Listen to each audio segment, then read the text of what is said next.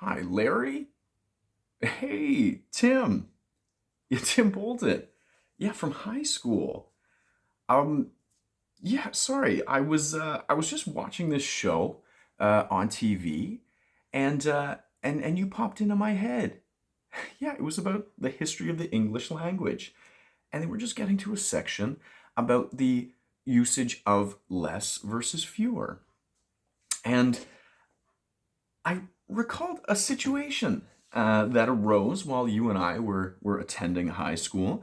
We were both standing on the sideline at a rugby game, and I mused that the other team had less people than we did.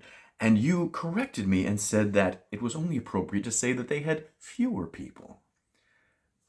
You made kind of a big show of it in front of everyone.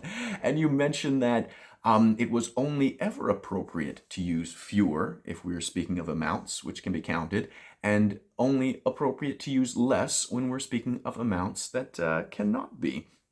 Um, Interestingly enough, in this program, they say that not only is less currently used to refer to amounts that can be counted or not, but that it always has been throughout over 1,000 years of the language's development.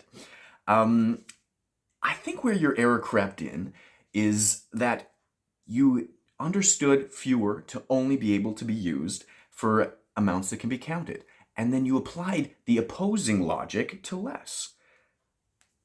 Perhaps an illustration. If I told you that I have both dogs and cats, and they are either yellow or brown, and that all the dogs were brown, you might suggest that then all the cats are yellow. But you would be incorrect. For you see that while it is true that all the dogs are brown, there are both yellow and brown cats in attendance. Just because there is a limitation placed upon one group does not then mean that the opposite limitation is placed on the opposing group.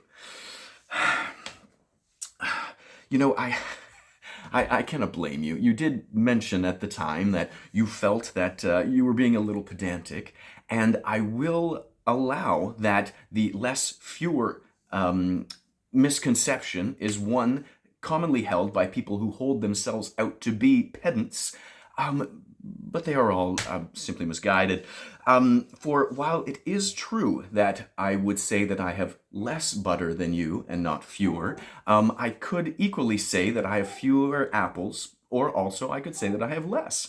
And there are even times when using less to refer to something that can be counted sounds more appropriate than using fewer. For while I could say that I have one less banana than you do, one fewer banana strikes the ear as quite awkward, no?